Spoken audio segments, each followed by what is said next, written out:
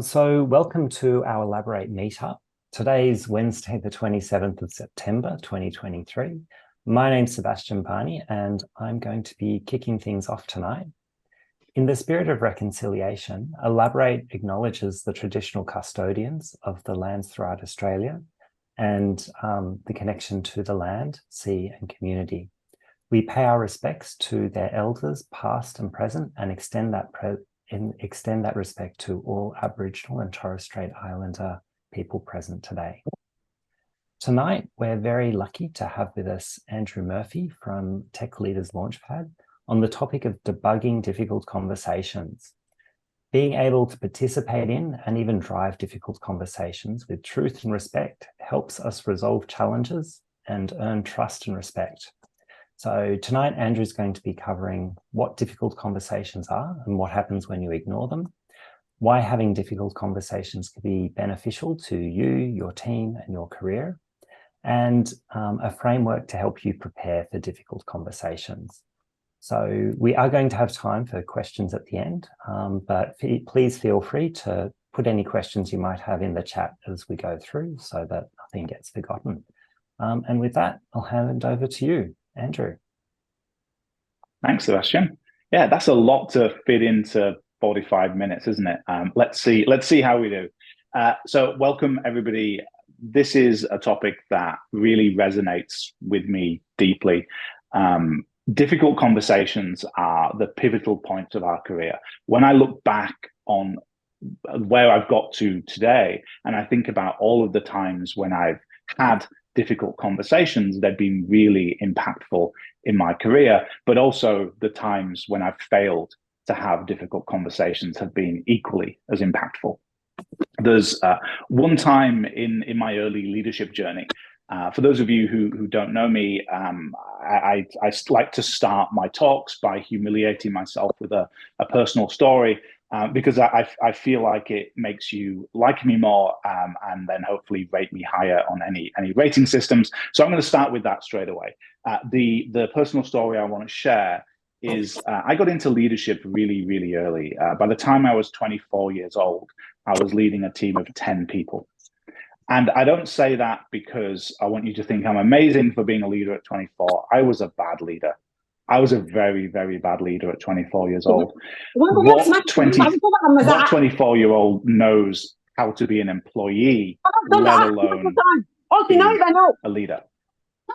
We've got somebody whose microphone is not muted. Could we have a mute check from everybody, please? Thank you. As I was saying, what 24-year-old knows how to be an employee, let alone be a leader? And I made a bunch of mistakes in my early leadership journey. One of them that still haunts me to this day is I had a team of people and I hired somebody who was the prototypical excellent engineer, terrible people person. He was not a fit for my team. He got everybody's backs up and really was not a good fit for the team I was trying to build. And my senior engineer came to me about a week later after he joined, and she said to me, Andrew, this person is not right for us. He's an arrogant jerk. He doesn't listen to anybody else's opinions. I'm trying to coach him. He's just not fitting in. You need to do something about it. And I went, yeah, that's fine. It's okay. I'll take care of it. I'll take care of it. Do you know what I didn't do? I didn't take care of it. I ignored it. I let it fester. And about another 2 weeks later, my senior engineer came back to me, this time not to complain about this other person, but to hand in her resignation.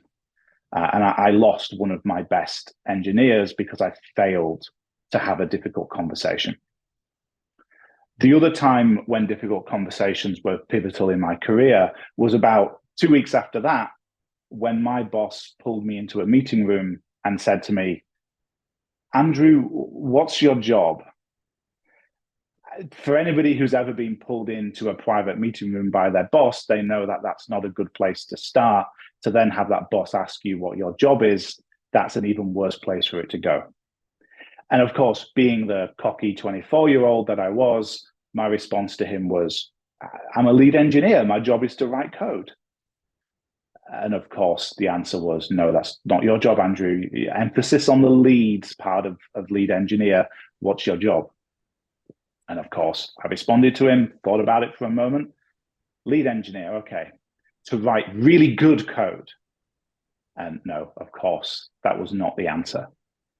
This could have turned into me being fired. This could have turned into me losing my leadership position.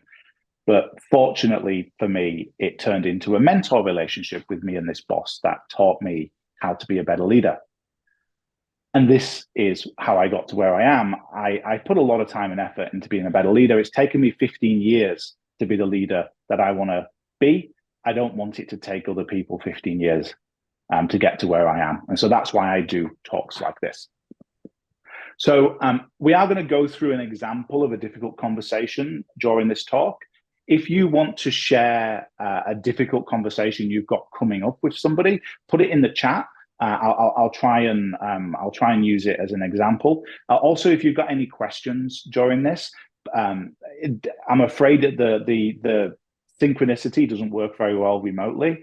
So please put questions in the chat as well, and we will have time at the end to get to it. Okay, let's dig in. So what are we going to talk about today? Well, the what and why of difficult conversations. What are they? Why should we have them? And then I'm going to take you through the way that I think you should approach them as professionals, which is mindset and preparation. I'm going to give you a model to do that, and I'm going to give you a worksheet and some examples of how to approach them. And we're also going to, if we have time, have a Q&A at the end, and we should get into a lot of detail there. I want to help you. My goal with this is not to talk at you for 45 minutes and for you to leave thinking, well, that was interesting, but what do I do about it? I want to give you practical, useful advice. So hold me to that, please. You're probably thinking, who is this person in front of you? Well, I'm Andrew. I'm a long-term father of a flock of chucks, or as we call them in England, chickens. Short-term father to a flock of humans, or as we call them in England, financial burdens. And I also love travel. I love getting out there. My one regret in moving to Australia 8 years ago is leaving this Land Rover back in the UK. I wish I'd have shipped it because it was the only car I've ever had that made me smile just walking past it, knowing that I owned it. And that Land Rover is not just there because I miss it. It's going to play a part in this talk a little bit later.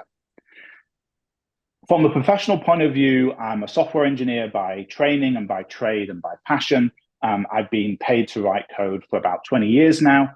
I've been leading teams for about 15, but I took a little bit of a diversion about 5 years ago to focus on training technology leaders. Like I said earlier, it took me 15 years to learn to be the leader that I am today. I don't want it to take other people 15 years. And so now I focus on helping people become better technology leaders through learning the types of things we're going to talk about tonight. So here's the first question. What are difficult conversations? Well, the way that I like to think about them is whenever you've got something on the horizon that is either a high stakes or high emotion conversation. If something is happening and the outcome of that conversation is really impactful for you or the other people involved in it, it's probably going to be a difficult conversation. If you've got something coming up where the emotions tied in the outcome are quite high emotions, it's probably going to be a difficult conversation. So those two things in my mind define what we're going to talk about this evening: high stakes or high emotions. So as some examples of that, here's a few to go through. Giving somebody feedback, performance feedback. I'm not sure that I like the way that you did that. The PR that you wrote, it doesn't go into structure in enough detail. The ticket that you put together doesn't give me what I need. These kinds of feedback conversations can be quite difficult conversations. Performance reviews for very, very similar reasons. One that a lot of people forget about is interviews. Both sides of interviewing is a difficult conversation. If you're a hiring manager, hiring somebody and making that decision, it's high stakes for you. Taking somebody on board is high stakes. Making that call to hire that person instead of that person is high stakes.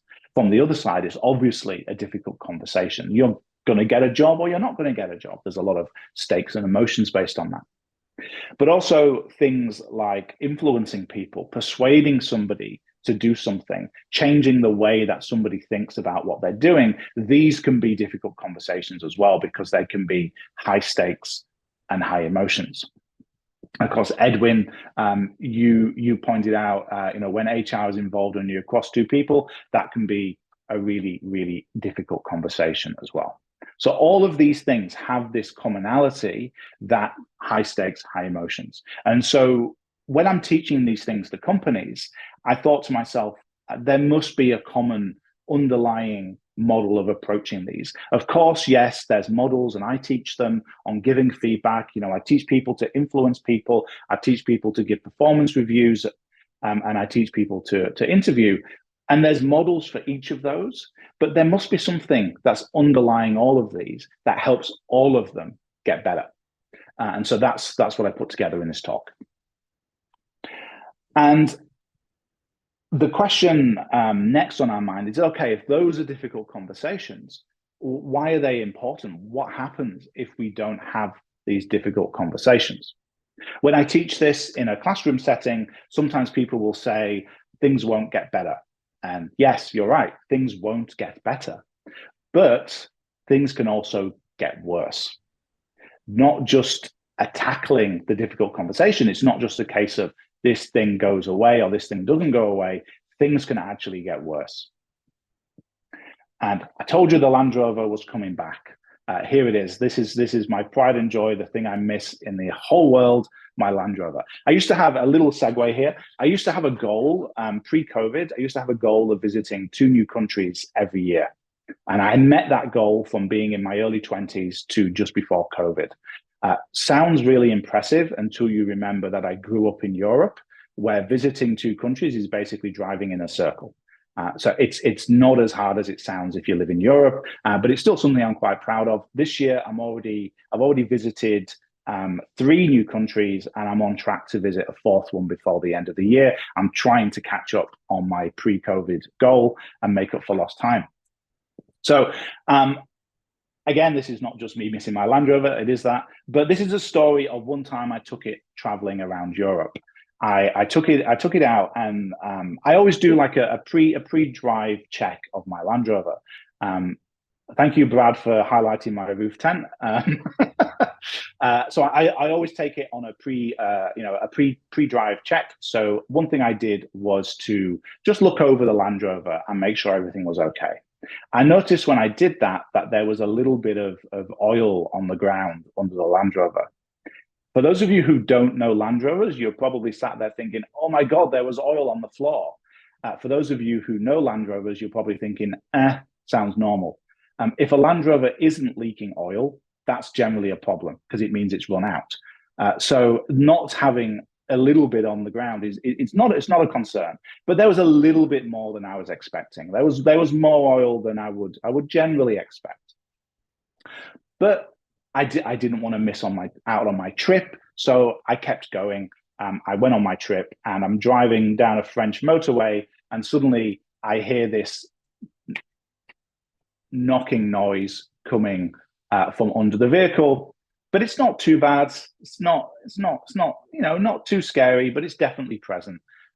So I keep driving until I hit Luxembourg, and I'm driving down a motorway in Luxembourg, and suddenly the entire car grinds, bends, screeches to a halt on the side of the Luxembourg motorway.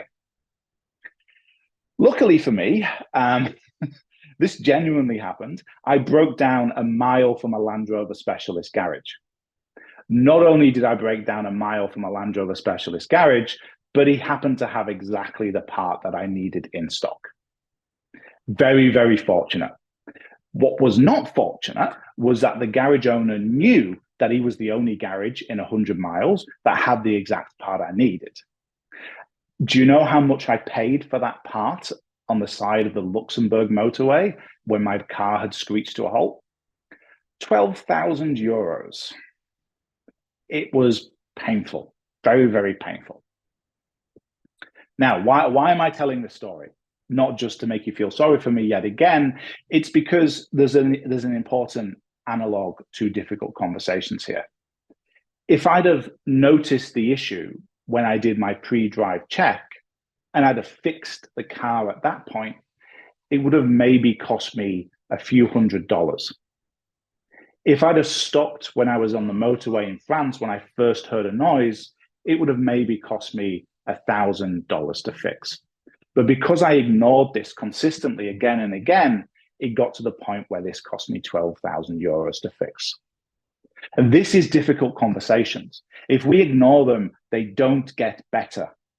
In fact, if we ignore them, they often get worse. And so if you see a difficult conversation on the horizon in front of you, I want you to imagine me crying as I pass my credit card over to that garage to pay for the part. You do not want to be me in that situation. If you see a difficult conversation, tackle it head on. Lastly, before we move into the meat of this, where we're going to go through the model, I really want you to internalize something in this. The fact is that as people who have difficult conversations all the time, we can often think that the goal is to become somebody who is completely numb to what's happening around them, and somebody who goes into these feeling completely comfortable. And that just isn't the case. You're never going to feel comfortable having these conversations. You're never going to feel comfortable telling somebody that they can't have the promotion that they wanted. You're never going to feel comfortable telling somebody that their performance isn't good enough. You're never going to feel comfortable telling somebody that they don't get the job that they want. Because if you are comfortable in that situation, it means you've lost empathy for the other person. And I don't want you to lose empathy for the other person. I want you to care about them. And if you're feeling 100% comfortable, I've got this, then you've probably lost empathy. The goal I do want you to have is to be confident, not comfortable. And the difference between those two words is incredibly important. Confident means you've got the right mindset, the right preparation, the right logistics behind this conversation, but you still care about them. Comfortable means you've potentially stopped caring. So we're going to get onto some examples in a minute to go through my model. So I encourage you, yet again, if you've got a difficult conversation coming up or one that's happened recently, share it in the chat, or I will be forced to use one of my example ones, which I'm perfectly capable of doing, but I would love this to resonate closer, and the way it resonates closer is by using an example that is closer to you. So please share one. Okay, so I've told you what difficult conversations are. I've told you why they're important. You probably sat there going, great, I get it. Tell me what to do about it. This is the point where we're going to discuss that. And the two words I want you to think about when we're going through this are mindset and preparation. Mindset, the way we think about the situation, and preparation, the things we do before it happens. These two things make a successful, difficult conversation.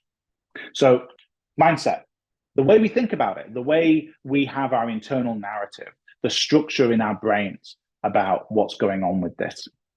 And a lot of mindset comes down to courage. It comes down to actually being able to have the conversation.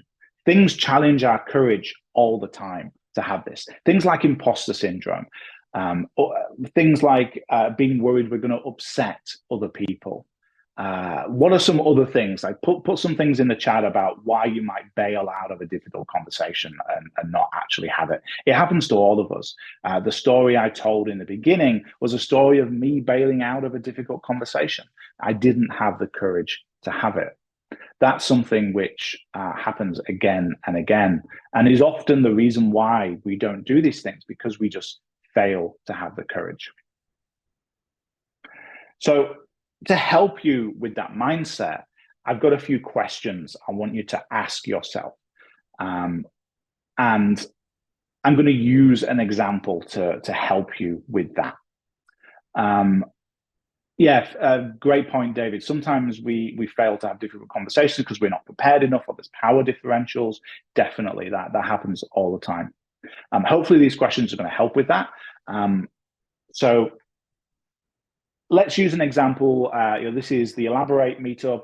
I'm guessing there's a bunch of consultants in here. Let's use a consulting example. Let's say you're a senior consultant and you're in a meeting with the client, and there's a junior there playing with their phone in the middle of the meeting. So that's the example. We're gonna have a difficult conversation with the junior where we're going to tell them that they shouldn't be playing with their phone during a client meeting. Sound good? All right.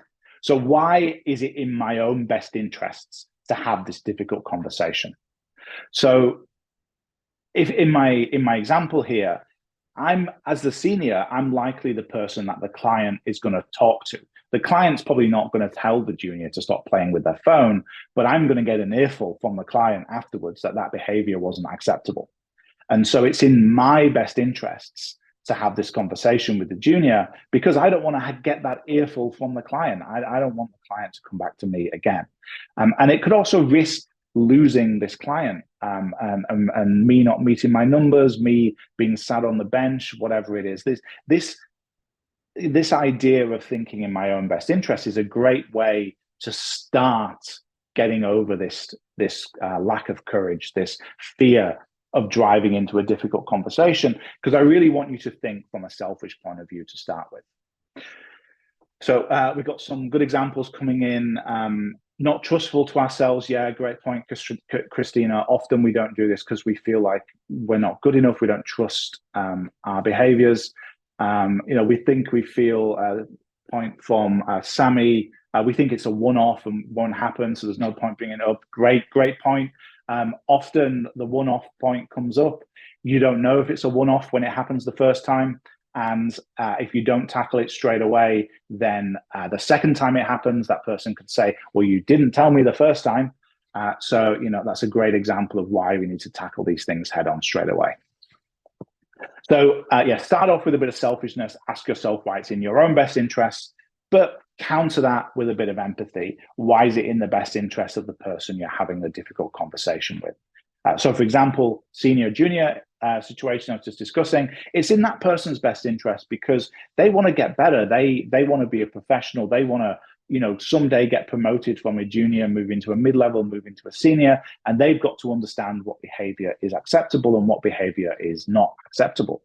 By helping them understand that, we're helping them further their career. So it's in their best interest because I'm helping them. Now, this is an interesting one to kind of step back and think about. Why is it in the best interest of my team? This is a great one because if you're aspiring to leadership or you're in leadership, even if you're leading a client project, stepping back and thinking from this higher altitude is a great way to get you to really start thinking in a way that's useful for those situations. And so in this example, why is it in the best interest of my team? Well, the client is probably going to be annoyed, not just the junior, but potentially the whole team. The client's going to get a bad taste in their mouth about the project, about the team. And so I need to make sure I tackle this head on. So it's not just in my best interest to have this difficult conversation. It's not just in the best interest of the other person, but it's also in the best interest of my team to do this. The last question for mindset, we started off with selfishness, we moved through to empathy, we moved into a higher altitude. Now let's put a little bit of fear onto it. We're trying to get you over this stuck point of not having this difficult conversation. Let's put some fear in there. What will happen if I don't have it? Thinking back to me and my Land Rover, crying as I hand over my credit card. What's the worst case scenario that could happen if you don't have this difficult conversation? So to sum that up, what we're trying to do here is to get you over that fear, to give you the courage to have this conversation by asking yourself and introspecting what's going on to get you over that hurdle. Because it doesn't matter if you do all the great preparation in the world, if you never actually speak to the person, it doesn't matter because it's not happening. Don't worry about taking notes on these questions. Not only is this being recorded, there's a worksheet I'm going to share later that has all of this on it.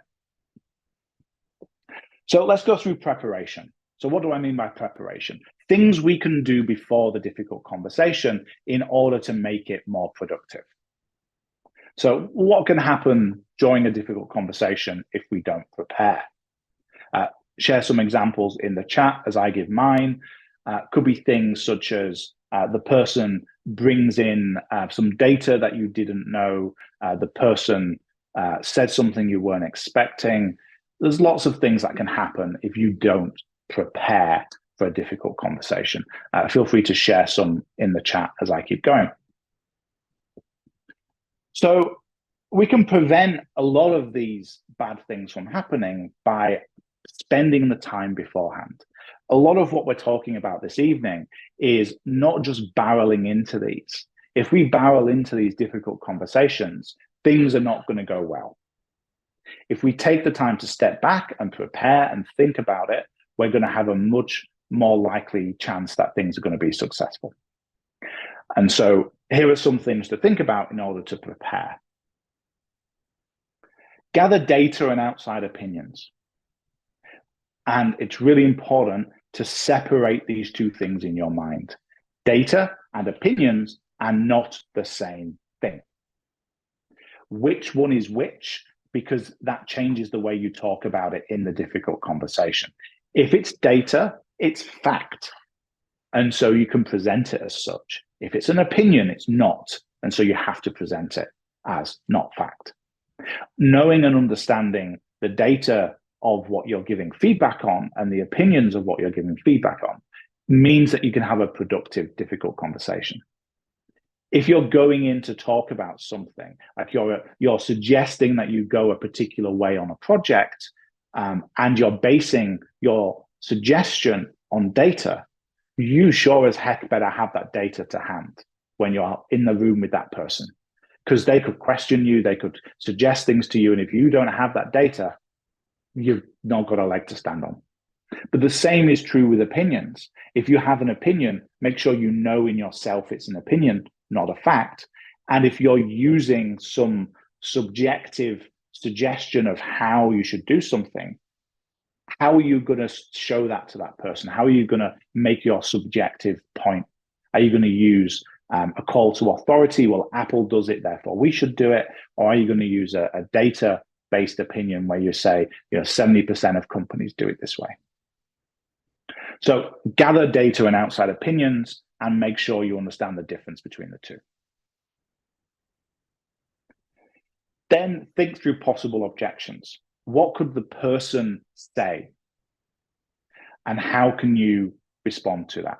So let's say, for example, in my junior playing with their phone example, that person could say, oh, it's all right, it doesn't matter, I was just checking my emails.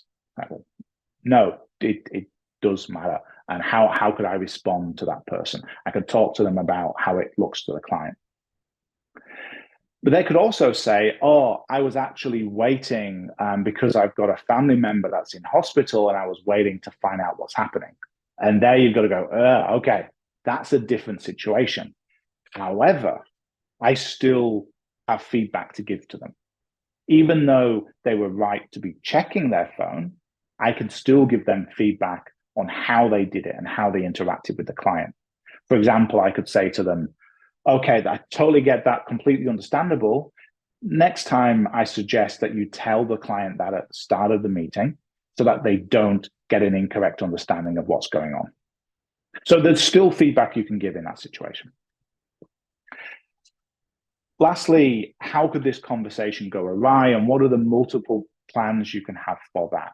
Just trying to be proactive, trying to map all of this out, spend some time planning and thinking about how this happens.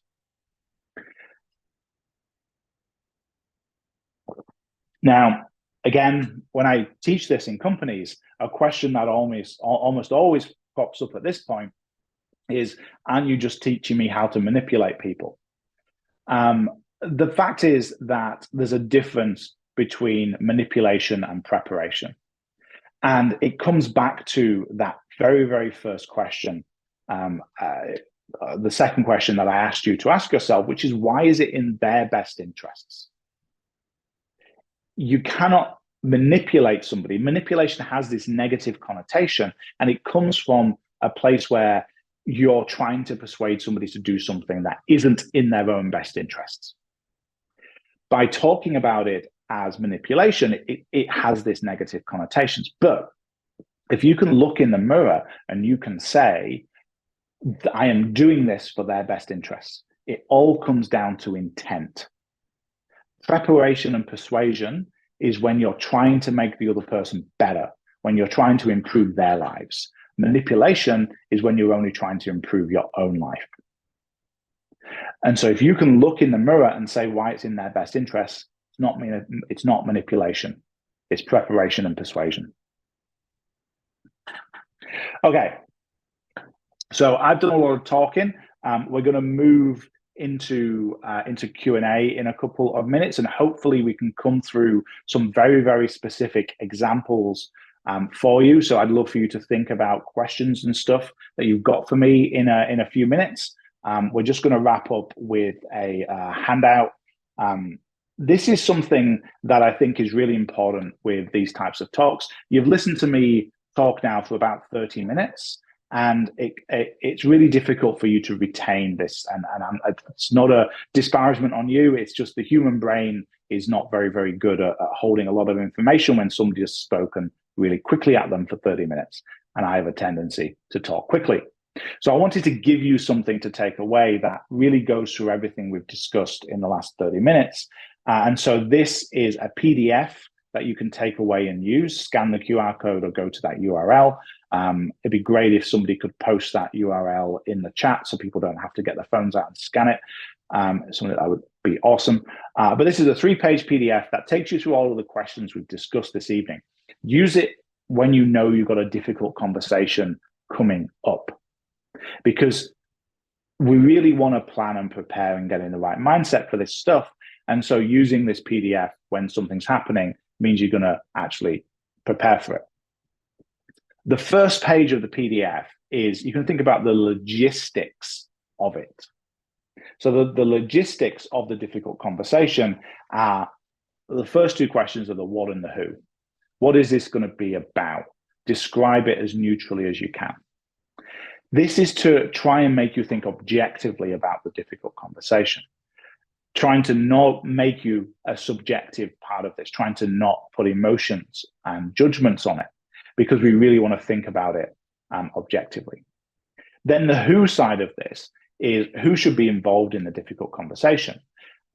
Who have I invited the right people, or have we not got? Have we got too many people there? Have we not got enough people there? Then we've got the when and the where of the difficult conversation. When should we do it? Probably not 4:30 on a Friday. Nobody wants to go home for the weekend with a bad taste in their mouth, being told that there's some feedback that they've got. And it's probably best to do it in private as much as you possibly can. Nobody wants to be given feedback in public. Nobody wants to know the result of their promotion discussion in public. Most of the time, we should be doing this in private. Then the next couple of pages are everything we've just discussed, the mindset and preparation questions that we went through earlier. Why is it in my best interest? Why is it in their best interest? Why is it in the team's best interest? And what will happen if I don't do it? Then the preparation questions. What data and evidence can I gather? What outside opinions can I gather? What objections could be raised, and how can I overcome them? And what are the possible ways this conversation can go awry?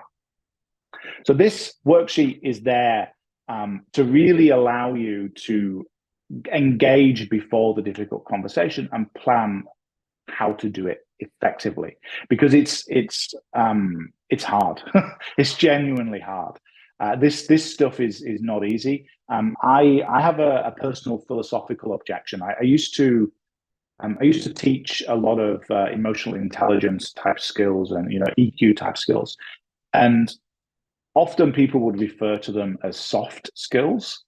I have a philosophical objection to the term soft skills. Telling somebody that they're fired is not soft, it's hard.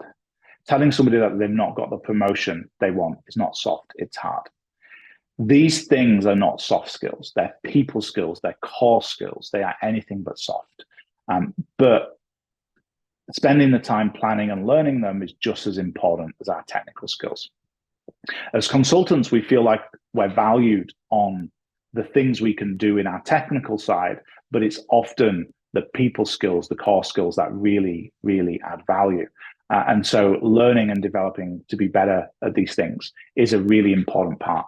And I love the fact that Elabor8 has given me a platform to share my view on that this evening, because it shows that they're a company that cares about that type of stuff. So thank you, Elabor8, for doing that. To wrap up and to move swiftly into Q&A, there's a few QR codes on your screen again. The first one is the one that you've already seen. That's just the QR code to the worksheet in case you missed it. The last one is my LinkedIn profile. I do a lot of talking on this type of stuff, being a tech leader. If you want to follow me on LinkedIn, I do live streams, I do videos, I do text content. This is my passion. This is what I do now. I don't write as much code as I used to. Sometimes that makes me sad, but I do know that I'm adding a lot of value in other ways. The middle QR code is a little special treat for you. If you've enjoyed the previous 35 minutes, I put together an hour or so of content that goes into this in much more detail with multiple examples and lots of great discussion on difficult conversations. So that link there takes you through to a place where you can actually go into the difficult conversation full course that is entirely free for you. So we will move into the Q&A side. Thank you very much for having me talk.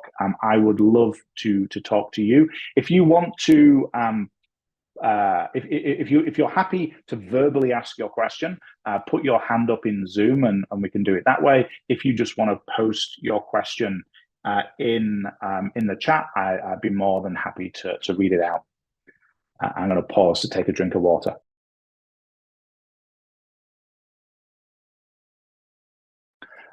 So to start us off, we've got a comment from David.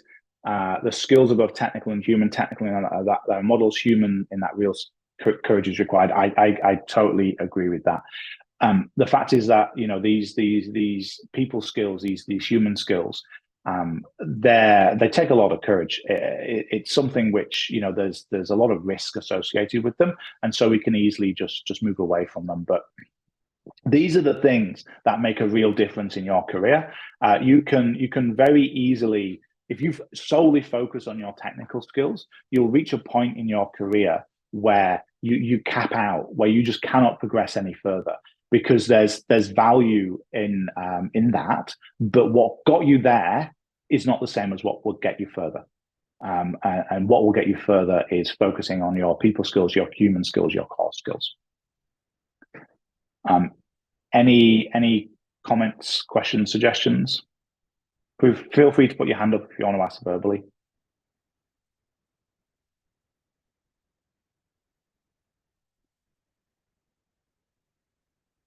Always the first person. As soon as one person asks the question, they all start flowing.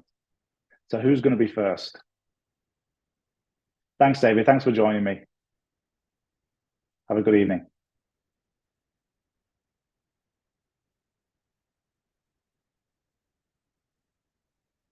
All right. If we've got no questions, Sebastian, is there a question that you have just to kind of break the ice and get some people asking questions? I guess I think one of the things that can sometimes feel overwhelming is all of the ways that it might go wrong.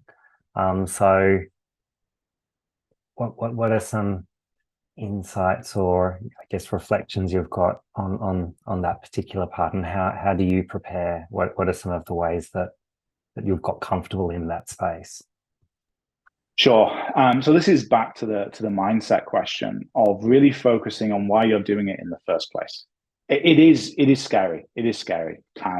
Doing this stuff, it never gets easier. Like I said, I've been leading for 15 years and I still get nervous. I still wake up every day with imposter syndrome. I still worry before I have these types of conversations with people. So the first thing is just that's normal.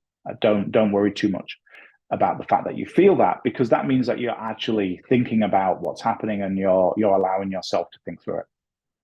The thing to focus on is the questions from the mindset. Why is it in your best interest? Why is it in their best interest? We've got to come up with a mental model of why we should do this thing, because that's what allows us to overcome the fear of having it.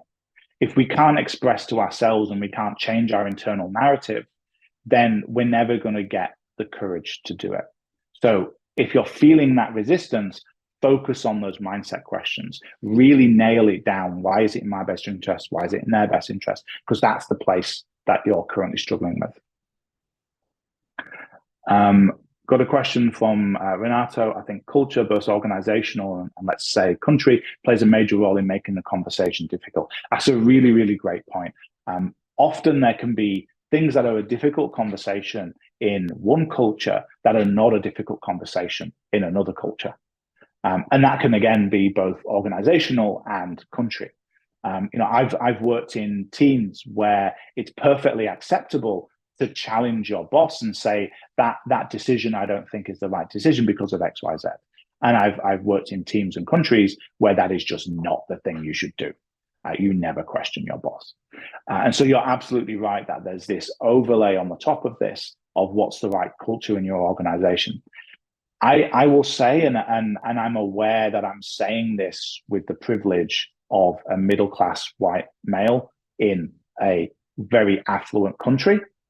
But I will say that, it's always being in my best interest to have those difficult conversations. Now, if you're in a country where that is not the case, in a country that avoids difficult conversations, you should probably go about it in a different way. But I'd say that, if you're in the type of place that we're in Australia, it's probably generally in your own best interest. Question from Barry, how do you avoid the person avoiding having the conversation? Sorry, on the train home. Thank you for joining us on the train home, David. You do not need to apologize for where you are trying to improve yourself. The fact that you're on a train listening to this shows that you're somebody that cares about making themselves a better person, and I applaud that heavily. To answer your question, I think this is the where question from the worksheet. Aware that you're probably not able to see that being on the train, but there's a few questions at the start of the worksheet that go through how the logistics of how you should do it. There's a really important point here, which is it's rarely the right call to surprise a person with a difficult conversation. Letting them know you're going to have it is actually a really important part of it, because you don't want them to be in a surprise, shocked, defensive state that is unproductive to having this. So, for example, if we go to the junior situation that I was using, where the junior was playing with their phone, going to them and saying, I've got some feedback for you after the meeting. I've got some feedback for you. Is now a good time? That's a way you can gauge if you should have that. If they say no, then it's okay. When is a good time? And I would not leave that without agreeing a time. You can always change that time later.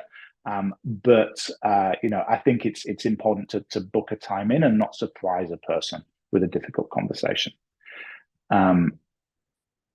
Ladder of inference. I don't actually know that model, Raf. So Raf's just asking a question. I remember the ladder of inference. How do you relate that to your model?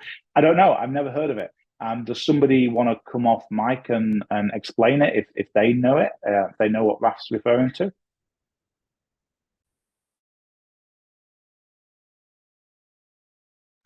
Nope. Okay.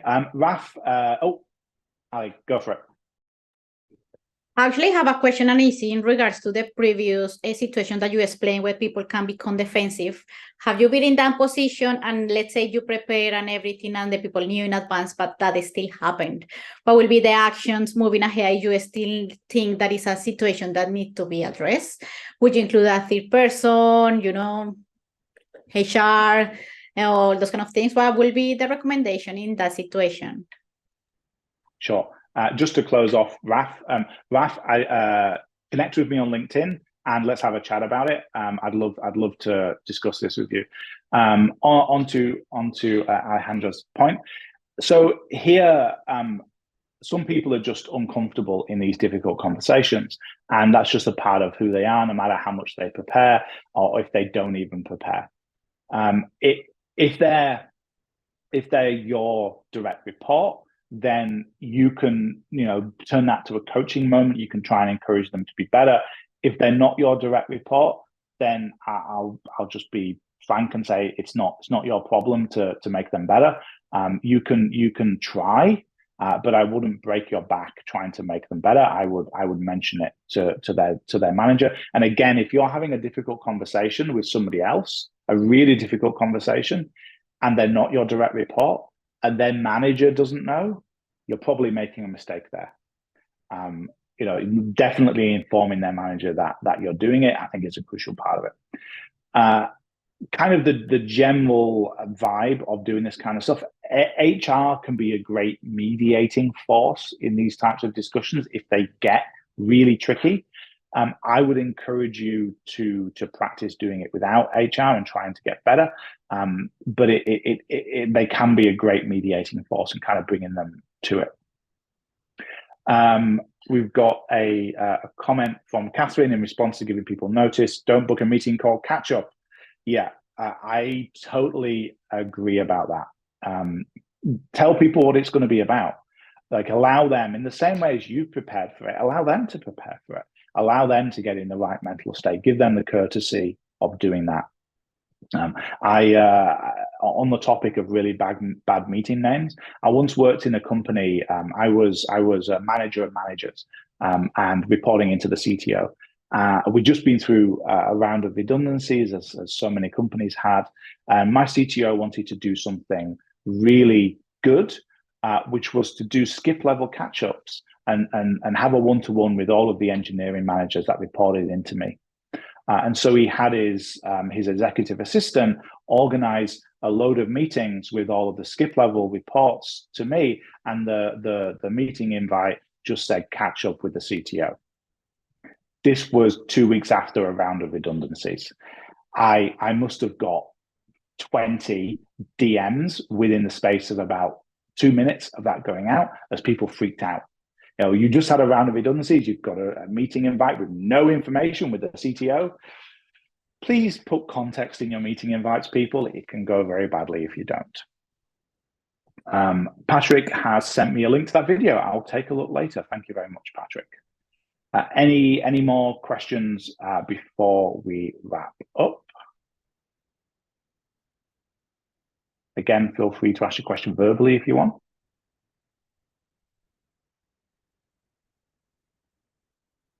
Nope, cool. All right. Thank you very much for spending this evening with me. Please connect with me on LinkedIn. I love talking about this stuff. I never get bored of discussing and spending time with people trying to make them better. So please do that. And thank you, Sebastian, for having me.